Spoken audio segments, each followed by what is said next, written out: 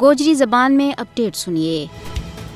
مقبوضہ جموں کشمیر میں بھارت کا غاصبانہ قبضہ کا خاتمہ کے واسطے سید علی گیلانی نے بھارت کا وحشیانہ جبر کے خلاف مزاحمت کا نہ ختم ہونے والا جذبہ کے واسطے ہمیشہ یاد رکھے جائے گا۔ کشمیری عوام کے واسطے سید علی گیلانی بھارتی قبضہ کے خلاف عوامی مزاحمت کی علامت تھا اور ہمیشہ رہیں گا۔ کشمیری عوام کل 1 ستمبر نہ سید علی گیلانی کی پہلی برسی کا موقع کے اوپر مقبوضہ جموں کشمیر میں مکمل ہڑتال کر کے انہوں نے شاندار خراج عقیدت پیش کریں گا۔ سید علی گیلانی نے ان کی پہلی شہادت کی برسی کا موقع پر خراج عقیدت پیش کرن کے واسطے کل سری نگر کے بچ حیدر پورہ کی طرف مارچ کرن کی کال کل جماعتی حریت کانفرنس پہلے ہی دے چکی ہے۔ انہوں نے تنازع کشمیر پر اپنا غیر متزلزل اور ناقابل سمجھوتا موقف کی وجہ سے اپنی زندگی کا 14 سال بھارتی جیلوں کے بچ گزاریا۔ یہ کشمیری عوام کی بھارتی غلامی دے آزادی کی جدوجہد میں واقعی ایک عظیم شخصیت تھا۔ سید علی گیلانی مقبوضہ جموں کشمیر کا پاکستان کے نال علاقہ کا مجھ زیادہ حامی اور پرجوش وکیل تھا۔ ہم پاکستانی ہے، پاکستان ہمارا ہے گو نارو سید علی گیلانی نے ہی